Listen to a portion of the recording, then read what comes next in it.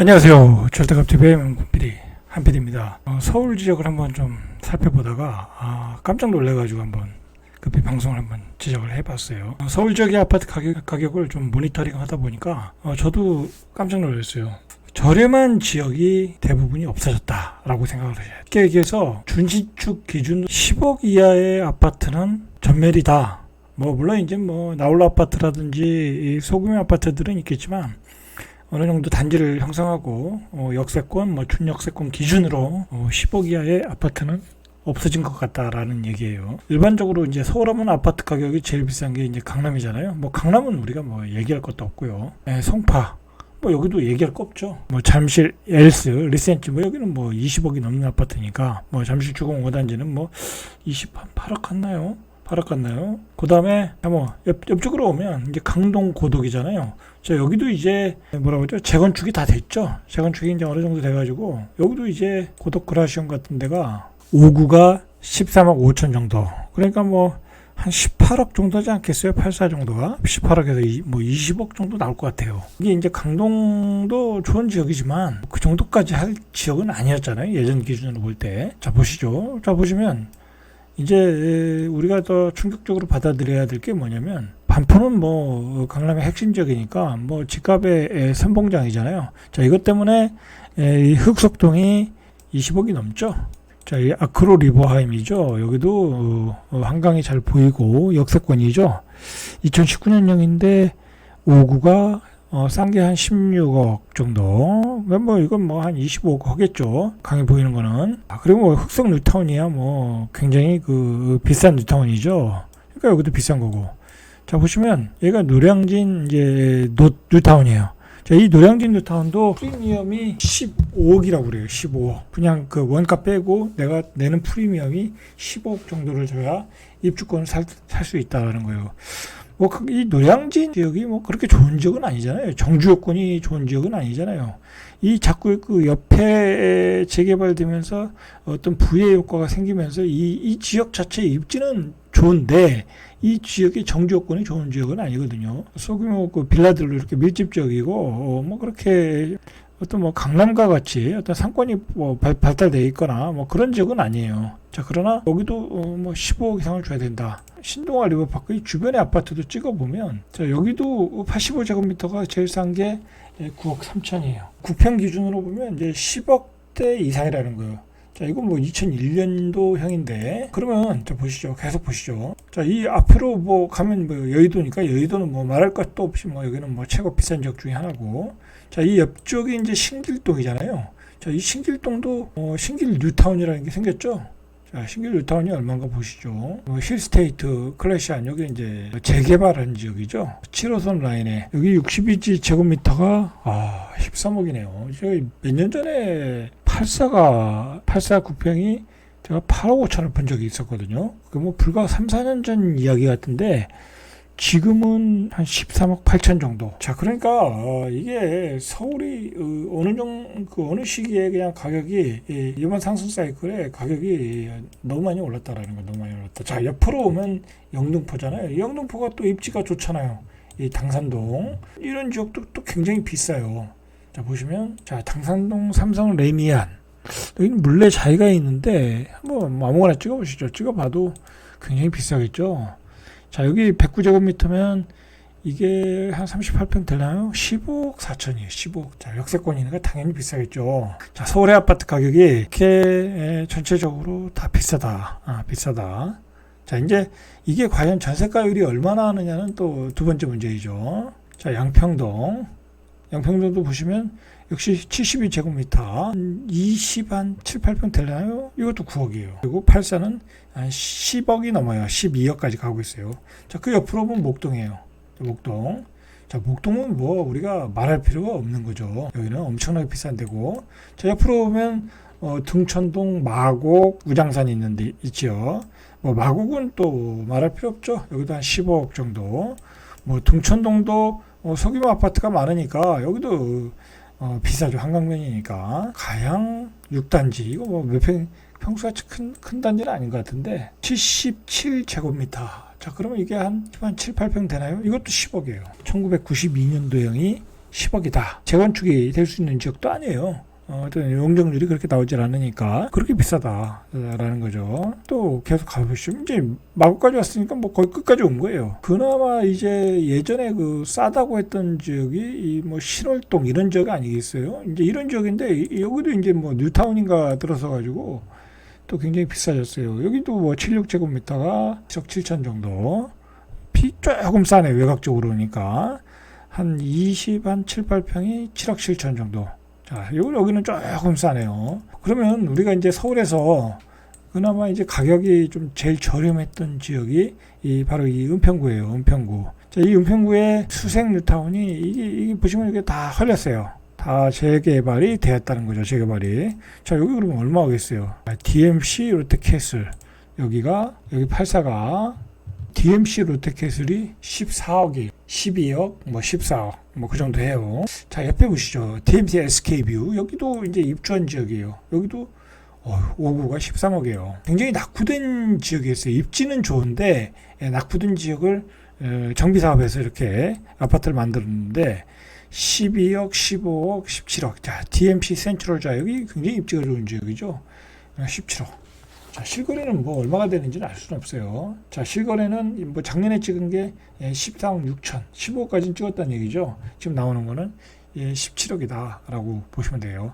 자, 중요한 거는 이 지역이 그렇게 비싼 지역이 아니었다라는 거죠. 자, 여기 보시죠. DM 뭐 두산이고 이거는 뭐 제가 보기엔 오래된 아파트 같은데, 자, 2005년도형인데 118제곱미터. 이건 좀 큰 평수네요. 이건 12억 정도. 자, 그러면 한번 비교적 쌌던 지역 서울에서, 자, 이 서울에서 그나마 쌌던 지역이 어디냐면, 자, 이 백년산 이 응암동 쪽에 있는 아파트가 좀 쌌었어요. 왜냐면 여기 뭐 한 5억 얼마 했거든요. 오르기 전에. 이게 이제 10억 오르기 전에 한 5억 정도 했었어요. 미분양이 났었고. 이게 왜냐면 조금 고바위라 좀 위치가 안 좋아가지고 좀 쌌었는데, 여기도 10억. 백년산 해모루가 11억 4천. 자, 여기도 11억, 12억이에요. 좀 뭐 녹번역은 말할 것도 없죠. 자, 녹번역 이페나케스 여기 위치가 좋은 지역이에요. 역세권이고 84가 14억. 이거 제가 계속 이렇게 찍어드리는 거는, 자, 역세권은 이제 14억, 15억 그렇게 나온다는 거예요. 자, 5구가 녹번 힐스테이트가 한 15억 5천, 11억. 84는 한 13억 이상 나오겠죠. 자, 은평루타운 가면 조금 싸져요. 은평루타운 가면 좀 외지니까, 끝자락이니까. 뭐 거기도 그래도 9억에서 10억 정도는 하겠죠. 자, 여기가 이제 은평루타운 중에서 입지가 제일 좋은 곳, 박석곡의 힐스테이트. 자, 여기도 12억이. 뒤로 가면은, 자, 여기 뭐 101제곱미터는 14억이 나오네요. 자, 싸지도 않네요. 자, 안쪽으로 84가 한 9억 7천 정도. 비역세권에. 자, 그러면 이제 서울에 싼 데가 없다는 얘기예요. 제가 오늘 얘기하는 포인트는. 싼 데가 없다. 제가 예전에 쌌던 지역을 다 찍어보는데, 좀 대단히 단지이고 역세권이고 준신축, 신축, 뭐 10년 이상 된 아파트도 9억에서 10억 다 싼 지역이 없다라는 거예요. 그러면 우리가 이제 예전에 그 노도강이라고 한번 가시죠. 뭐 동대문구는 뭐 이제 말할 필요도 없어요. 가격 찍어봤자 비싸다. 은평구보다 더 비싼 지역이에요.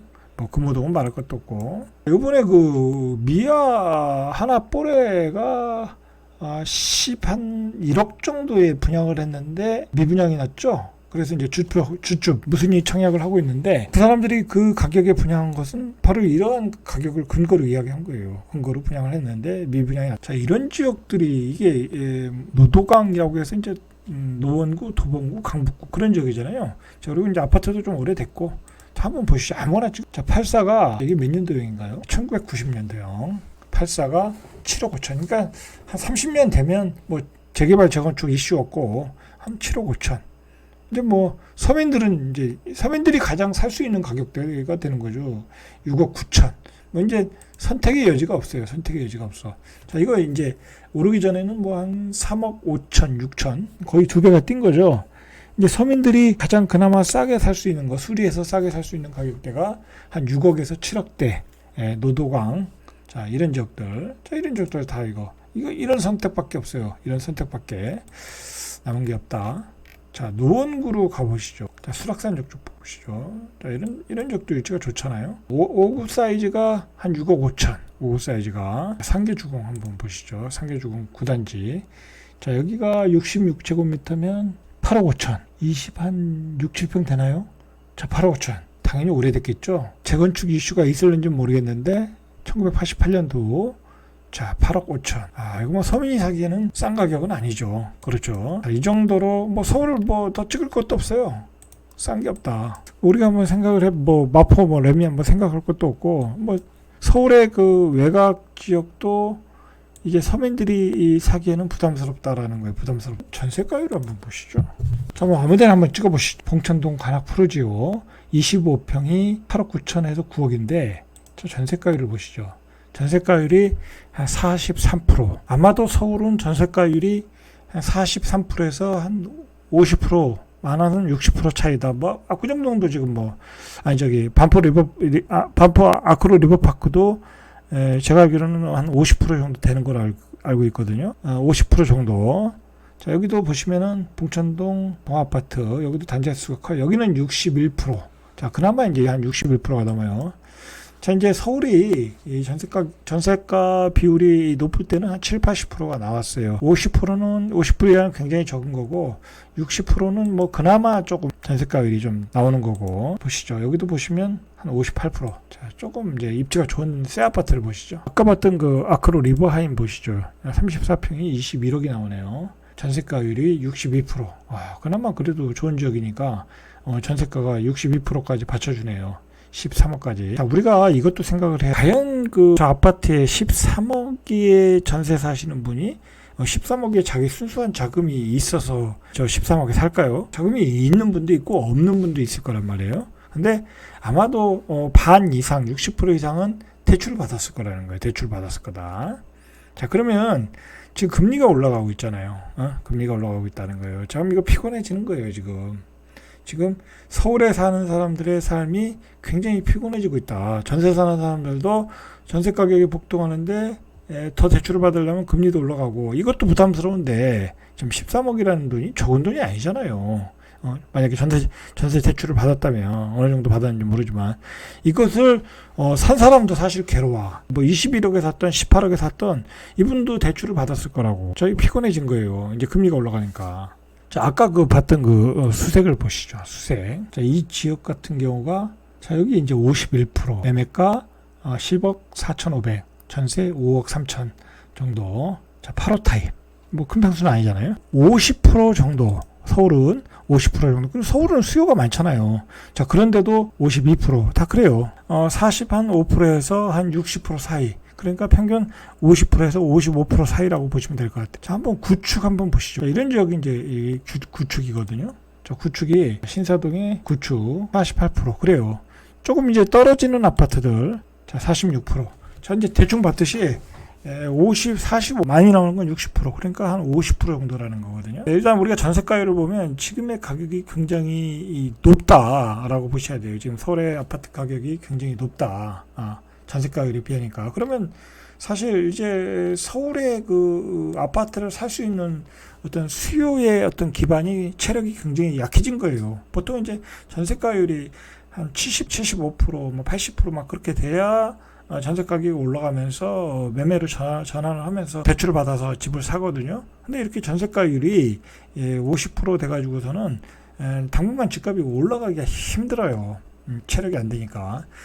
자, 그리고 우리가 또 뭘 생각을 해야 되냐면, 결국은 전세 가격이 올라오면서 매매 가격을 밀어붙여 올린 거거든요. 이번 상승 사이클에. 그런데 그 전세 가격을 올리는데 결정적이었던 것은 저금리였어요.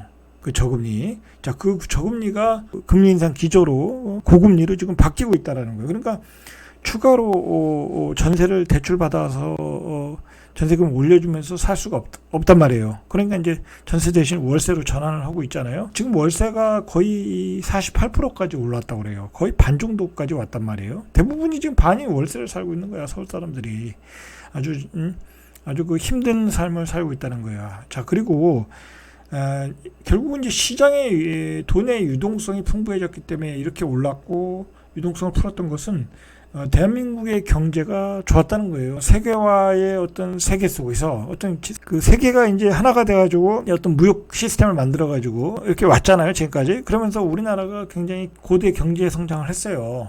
그래서 뭐 우리나라가 지금 GDP 기준으로 뭐 세계 10위 안에 들어가는 나라잖아요. 뭐 국민소득도 그렇고 굉장히 잘 사는 나라로 눈부신 발전을 했어요. 자, 그런 게 이제 사실 이렇게 집값에 반영이 된 거예요. 왜냐면 뭐 그런 과정에서 대기업에 다니시는 분들이 연봉이 굉장히 높잖아요. 그런 연봉들을 받아가지고 뭐 강남에 집도 사고 마포에 집도 사고 신축도 분양받고 그렇게 해서 온 거란 말이에요. 자, 그런데 이제 우리나라 경제 기조 자체가 이제 세계화가 깨졌잖아요. 이제 우크라이나 전쟁, 러시아와 미국의 패권 전쟁, 중국과 미국의 패권 전쟁, 그런 거로 이제 세계화의 질서가 깨졌어요. 그러니까 우리나라도 이제 어떤 그 예전과 같은 그 경제 성장을 하기가 어렵다는 게 세계적인 그 경제학자들의 의견이고, 뭐 그거는 뭐 대부분의 경제학자들이 이야기하고 있고, 대한민국도 이제 본격적으로 저성장으로 들어갔다라는 거예요. 그러면 저성장으로 들어갔다는 얘기는 이제 우리가 이제 시장의 유동성이 줄어들 수밖에 없다라는 거예요. 이제 고도의 성장이 있을 때 우리의 그 땅값이 올라가고 자산이 올라가고 아파트 가격이 올라간 거거든요. 이제 그런 게 이제 거의 정점에 왔다. 그러니까 이제 올라가도 이제 예전과 같이 엄청나게 그렇게 퀀텀 점프를 할 수가 없다라는 거야. 그런 시각을 이제 가져야 돼요. 그런 시각을 가져야 된다. 앞으로도 이거 또 아파트가 한번 또 뛰면 몇 억씩 뛰는 거 아니야? 그렇게 생각하면 안 된다는 거야. 그래서 젊은이들이 그런 조급한 마음 때문에 2021년도에 연구를 하였잖아요. 이제 그렇지 않다. 이게 경제가. 우리 경제는 이제 저성장, 일본과 같이 저성장으로 가는 거예요. 저성장으로. 계속 우리도 지금 이런 인플레이션 하에서는 우리나라는 지금 계속 무역 적자로 갈 수밖에 없거든요. 이제 뭐 당연히 인플레이션은 7월, 8월 정도 되면 피크치라고 해요. 그 정도 되면 피크치가 예상이 되기 때문에 인플레이션은 누그러들 가능성이 높아요. 그러나 이러한 유동성을 이제 더 이상 맛볼 수가 없다라는 거야. 미국도 이제 긴축 완화로 갔고 그 자금을 다 회수하고 있잖아요. 지금 회수 들어갔잖아요. 6월부터. 자, 그런 그 흐름, 경제 기조, 금융시장에 바뀐 환경이 중요해요. 그런 환경을 이해하고 앞으로 집값의 흐름과 예상을 해야지 과거와 같이 집값이 폭등한다, 다시 올라간다, 그렇게 생각하면 안 돼요. 오히려 지금은 이제 서서히 이렇게 그 전세가율을 보면 이 사실 전세가율이라는 거는 전세 가격이라는 건 실수요가 살 수 있는 한계치잖아요. 그 한계치가 현재 가격에 실거래 가격의 50%밖에 안 된다는 거야. 지금 현재 가격은 도저히 살 수가 없는 가격이 된다는 거죠. 왜냐하면 자기는 대출을 받아도 50%밖에 없으니까 현금이 안 된다는 거죠. 실거래 가격의 25%밖에 안 가지고 있는 거예요. 그 20% 가졌던 사람들이 영끌형에서 집을 샀던 거 아니에요. 이제 그렇게 할 수도 없고 할 필요도 없고 뭐 그런 시장은 오지도 않는다라는 거야. 자, 그 사이에 이제 막 공급량들을 또 많이 또 만들어낼 거잖아요. 그게 한 10년 가다 보면 2030년 이후에는 어떤 그 집의 수요가 줄어들거든요. 우리 그 경제활동 인구가 줄어들기 때문에 출생률이 확 떨어져요. 옛날에 제가 이제 1960년대에는 1년에 100만 명 이상이 태어났다고 하면 90년대 오면은 그게 70만, 60만으로 줄어들어요. 30%가. 그러다가 2000년대에 오면은 한 60만, 64만 정도. 그 다음에 최근에 28만이에요. 급격하게 줄어든다. 그러니까 뭐 2040년 정도 집값이 오른다는 거 어려운 얘기고, 외곽지에 있는 그 아파트들은 오히려 전세 수요 맞추기도 힘든 상황이 오고, 그게 2030년도부터 나타난다는 거야. 전문가들 얘기는. 자, 그래서 2030년을 기점으로 해서 이미 그 부동산 고수들은 집을 그 전에 다 정리할 다주택자들, 그분들은 이미 집을 그 선에 맞춰서 다 정리한다고 생각하시는 분들이 많아요. 제 주변에도. 저 역시도 뭐 그런 생각들을 하고 있어요. 2030년만 넘어도 집의 수요가 급격하게 줄어든다. 지금 요번에 이제 이 집값 상승을 이끌었던 사람들이 이 영끌 세대거든요. 2030 세대거든요. 그 수요가 2030년 되면 확 줄어드는 거야, 지금보다. 2040년도 되면 뭐 말할 필요도 없는 거고요. 자, 그런 상황이다. 그리고 우리의 경제 성장도 이제 저성장으로 분명히 세계가 지금 돌아가고 있는 모습, 그 다음에 금융시장의 모습, 뭐 이런 인플레이션의 어떤 고통을 겪었기 때문에 이제 과거와 같이 미국이 경제 위기가 오면 이렇게 돈을 풀 수가 없어요. 그렇지 않겠습니까? 풀어봤더니 앞으로 봐서 막 돈을 나눠줬더니 일도 안 하고 물가만 오르고 그다음에 개발도상국들은 더 힘들어. 러시아와 중국은 그걸 빌미로 또 전쟁을 일으키고 그렇게 되더라는 거예요. 부작용이 너무 많더라. 그러니까 이제 앞으로 어떤 위기가 나타나면 이렇게 무식하게 돈을 풀 일이 없다. 자, 그리고 우리 대한민국도 저성장으로 들어가고 있다. 저성장에 들어가면 집값이 오를 수가 없어요. 저성장으로 들어간다는 것 자체는 우리의 그 월급 주머니가 작아진다는 얘기예요. 작아진다. 일자리도 적어진다는 얘기. 그러면 지금 이렇게 대출 받아서 집을 산 분들이 많잖아요. 집이 올라간다고 해서. 근데 그 대출에 대해서 부담스러워할 수 있다라는 거예요. 그러면 집을 내놓을 수밖에 없죠. 자, 그런 큰 흐름으로 봐야 된다. 이 과거의 집값이 흘렀던 과정으로 보시면 안 돼. 앞으로의 주택시장은 그렇게 보셔야 돼요. 제가 오늘 보니까 서울의 집값이 너무 많이 올랐다. 너무 이제 싼 데가 없다라는 거예요. 싼 데가. 이런 흐름을 한번 체크해 봤습니다. 이상 절대값TV의 명품 PD 한 PD였습니다.